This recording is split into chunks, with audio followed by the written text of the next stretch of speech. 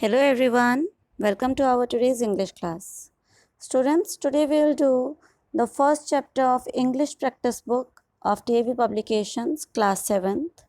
Our chapter is articles. Beta, I have already explained the uses and omission of articles.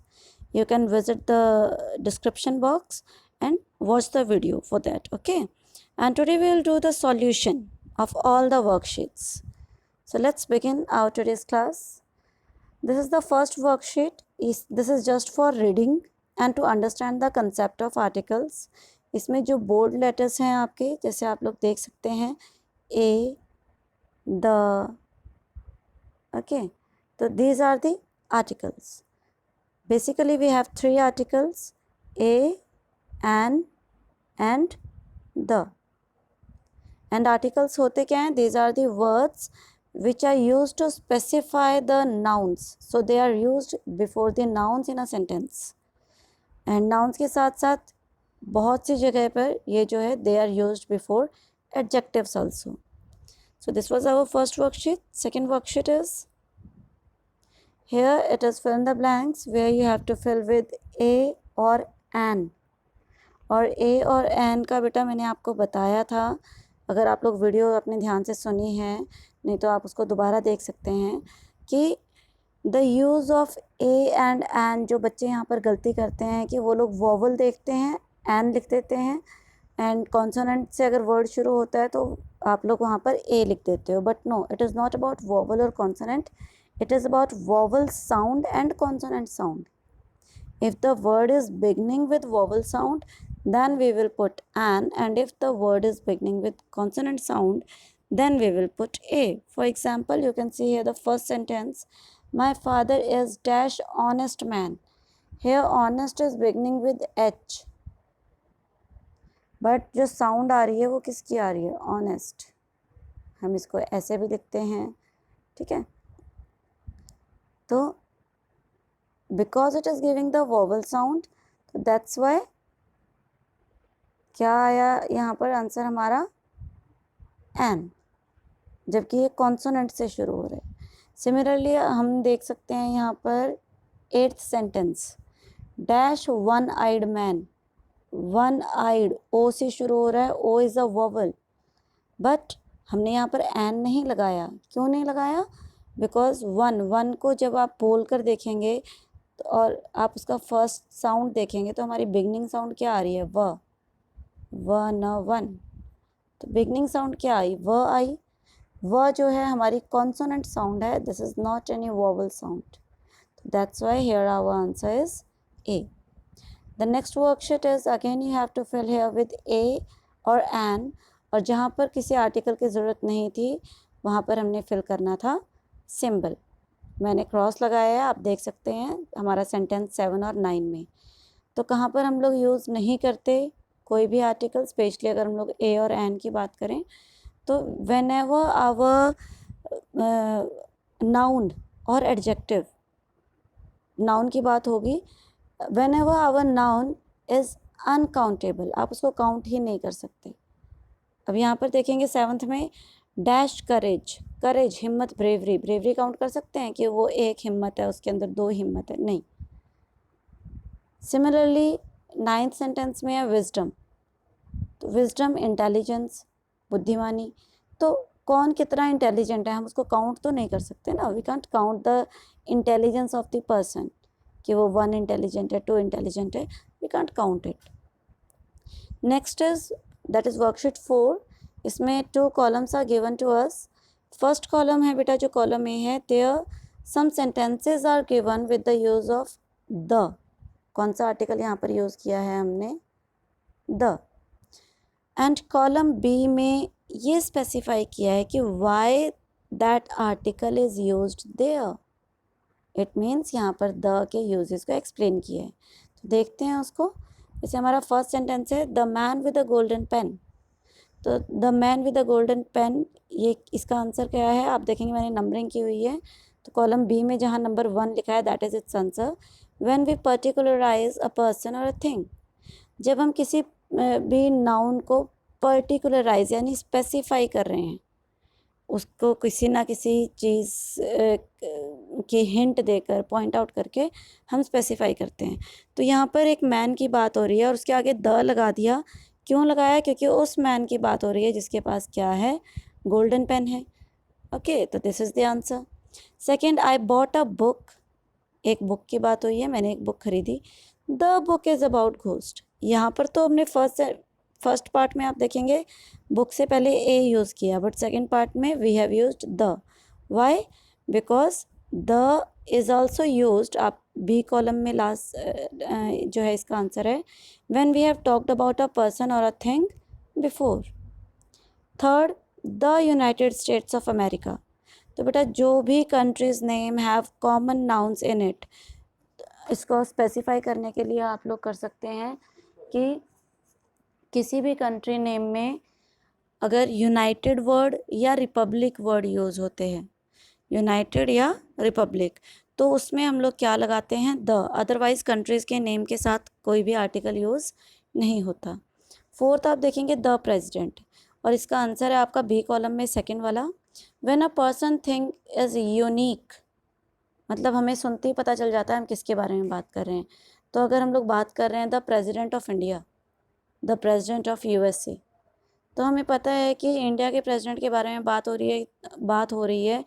तो हम at present जो भी president होंगे, इसका मतलब कि हम लोग उनके बारे में बात कर रहे हैं। ठीक है, ऑटोमेटिकली उन पर्सन का नेम जो है हमारे माइंड में आ जाता है।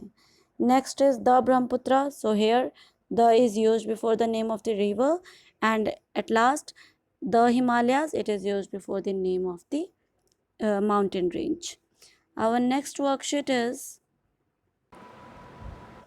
this is our worksheet 5 बेटा। इसमें आप देखेंगे आपको बिगनिंग में 5 पॉइंट्स दिए हुए हैं। ये पॉइंट्स वही हैं जो अभी हमने प्रीवियस वीडियो में देखे थे, द यूजेस ऑफ द। और नीचे आपको दिए गए हैं यहाँ पर कुछ sentences.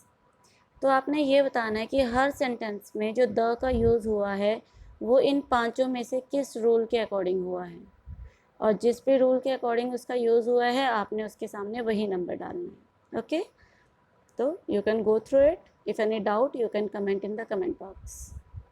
Next is worksheet 6। Worksheet 6 में आपको सेंटेंसेस दिए हुए हैं। हर ग्रुप में there are 2 sentences and the is used in both the sentences, but एक में गलत तरीके से यूज़ हुआ है, दूसरे में सही तरीके से यूज़ हुआ है। एंड आपको क्रॉस करना है where the use of the is incorrect, and उस सेंटेंस को टिक करना है जहाँ पर इट इज़ यूज्ड करेक्टली। एक मैं आपको एग्जांपल बता देती हूँ। देखो, first is already done, second देखते हैं हम लोग। The children were playing in centre of the park. तो द बेटा हम लोग यूज़ करते हैं टू स्पेसिफाई एनीथिंग। जब हम एक पर्टिकुलर, जब हम किसी चीज़ के बारे में बिल्कुल श्योर होते हैं, सर्टन थिंग जो होती है ना श्योरिटी वाली, वहाँ पर हम लोग जो है द यूज़ करते हैं। तो यहाँ पे देखेंगे इन सेंटर ऑफ द पार्क, तो कौन से पार्क की बात हो रही है हमें तो पता ही नहीं। Okay, that is why we have put here cross. But जब आप सेकेंड सेंटेंस देखेंगे इसी ग्रुप का, तो the children were playing in the centre of the park, this is correct, क्योंकि पार्क कोई भी है, जिस भी पार्क में बच्चे खेल रहे हैं उसके सेंटर में खेल रहे हैं। उस पार्क में एक प्लेस को स्पेसिफाई कर दिया कि दिस इज़ द पार्क, तो they are playing here in the centre. तो here the particular spot is specified, that is why the is correct here. Okay, तो इसी तरीके से सभी सेंटेंसेस में एक जगह इसका गलत यूज़ हुआ है और एक जगह इसका सही यूज़ हुआ है। Next is our worksheet 7। Seventh worksheet में again it is same, the uses of a and the. You can go through it.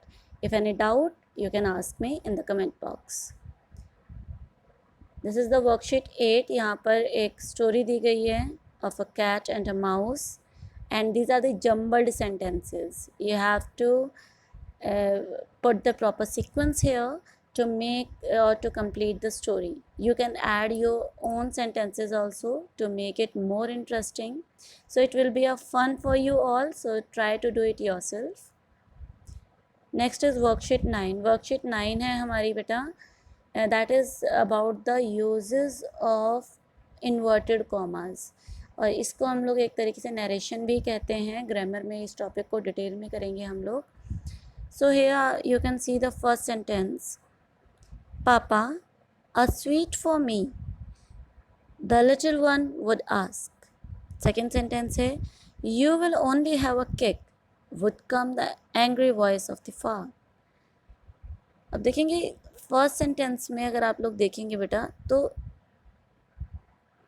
पापा से पहले इन्वर्टेड कॉमा लगा हुआ है और मी के बाद कॉमा के बाद इन्वर्टेड कॉमा लगा हुआ है. तो this is called reported speech. Okay. अब यहाँ पर जो सबसे ज़्यादा इम्पॉर्टेंट है that is the use of inverted commas. हम जब कोई भी सेंटेंस इस तरीके से कॉमास के बीच में लिखते हैं तो these commas are called inverted commas. तो कई बार आप लोगों ने सेंटेंस पढ़ा होगा, उसमें कोई सेंटेंस लिखा होता है इन्वर्टेड कॉमास के बीच में और उसके बिगनिंग या एंड में बताया जाता है that who said those words. Mother shouted या mother said the teacher, my friend told me. तो इस तरीके से आगे बताया जाता है या सेंटेंस से पहले बताया जाता है. तो जो बात बोली गई है, यानी जो बात बोली गई है वो हम हमेशा किस में लिखते हैं, इन्वर्टेड कॉमास के बीच में. और किसने कही वो हम लिखते हैं इन्वर्टेड कॉमास के बाहर. If it is a simple sentence, दूसरी बात जो यहाँ पर ध्यान देनी है बेटा, if it is a simple sentence तो इन्वर्टेड कॉमा क्लोज करने से पहले we will put comma. But if it is interrogative sentence then we will put there question mark and inverted commas close. फिर वो जो है कॉमा नहीं आएगा. ओके. इसी से रिलेटेड जो है हमारी नेक्स्ट वर्कशीट है, वर्कशीट 9. तो द फर्स्ट सेंटेंस आप will see, you should go to bed now, the matron said. तो बात कौन कर रहा है, मैट्रन. बोला किसने, मैट्रन ने. द मैट्रन सेड, तो द मैट्रन सेड तो बाहर रहेगा. ओके. इन्वर्टेड कॉमर्स के बीच में कौन सा पार्ट आएगा सेंटेंस का, जो मैट्रन ने बोला है. क्या बोला है, you should go to bed now. तो हमने देखो बिगनिंग में इन्वर्टेड कॉमा लगाया, फर्स्ट लेटर हमारा कैपिटल हो गया, you should go to bed now. Then we have put here comma and then the inverted commas close and then who said. तो देखो इन्वर्टेड कॉमास के अंदर हमने लिखा. इसका एक और तरीका है कि इन्वर्टेड कॉमास के अंदर हम लिखते हैं व्हाट इज सेड और कॉमा क्लोज कर देते हैं. क्या कहा वो हम लिखेंगे कॉमास के अंदर और कॉमास के बाहर क्या लिखेंगे, हु सेड, किसने कहा. क्लियर है. अगर आप ये चीज़ याद रखेंगे तो narration will be very easy for you all. आप कभी भी जो है इसमें मिस्टेक नहीं करेंगे. इन्वर्टेड कॉमास के अंदर हम लिखते हैं what is said and inverted commas के बाहर सेंटेंस का कौन सा पार्ट आएगा, हु सेड. ओके. तो check all the questions, all the sentences. If any doubt you can ask me. Then here one poem is given to you all और इसमें you have to put in the missing inverted commas. तो inverted commas में वही sentences आते हैं, अभी आपको बताया कि जो बोले गए हैं. ओके. तो आप देखेंगे रेड मार्क से you can see all the answers. But before watching this try to do this one yourself, ताकि आपको पता चलेगा कितना कंसेप्ट जो है आपको क्लियर हुआ है. Now this is the revision of the chapter, complete chapter. Do it your self. First question, here we have to fill in with the articles a, an और the. और जहाँ भी जो है हमने कोई आर्टिकल यूज़ नहीं करना, there we have to put the symbol. और मैंने वहाँ पर क्या लगाया है, क्रॉस लगाया. You can C here. why electricity को क्योंकि हम लोग काउंट ही नहीं कर सकते, तो इसलिए हमने यहाँ पर क्या लगा दिया, क्रॉस लगा दिया. बाकी जगह a, an और the का यूज़ हुआ है. This is the second exercise, jumbled word, jumbled sentences. This is the worksheet beta, or these are the questions which will help you to learn the sentence formation. कैसे हमारी help करते हैं, jumble words में आपको जो words हैं वो एक प्रॉपर ऑर्डर में नहीं दिए हुए. सेंटेंस पूरा है बट वर्ड्स आगे पीछे कर दिए हैं और आप इन वर्ड्स को तभी एक प्रॉपर सीक्वेंस में लगा सकते हो जब आपको सिंटेक्स और the structure you know that how to frame a sentence. तो जब भी हम लोग सेंटेंस बनाते हैं तो एक जो सबसे सिंपल स्ट्रक्चर है दैट इज़ कि हम लोग सबसे पहले क्या लिखते हैं वहाँ पर सेंटेंस में हमारा सबसे पहले आता है सब्जेक्ट। सब्जेक्ट यानी जिसके बारे में हम बात कर रहे हैं या जो भी डूअर है, सेंटेंस में काम कौन कर रहा है या जिसके बारे में हम बात कर रहे हैं। उसके बाद अगर कोई हेल्पिंग वर्ब है तो हमारी वो आती है। Then comes our main verb and then the object और predicate. This is the last part. तो अगर आप ये स्ट्रक्चर पूरा फॉलो करेंगे तो you will be able to complete और form your complete sentence correctly. Okay, तो सबसे पहले आपका सब्जेक्ट आएगा, then is your helping verb, then is your main verb, then is your object और the predicate. Clear? So this was our first chapter of practice book. I hope that it is clear to you all, but still if you have any doubt, any kind of problem, please ask me. You can comment in the comment box. Keep smiling and keep learning. Stay blessed and please don't forget to subscribe, like and share with your friends. Thank you. Have a great day.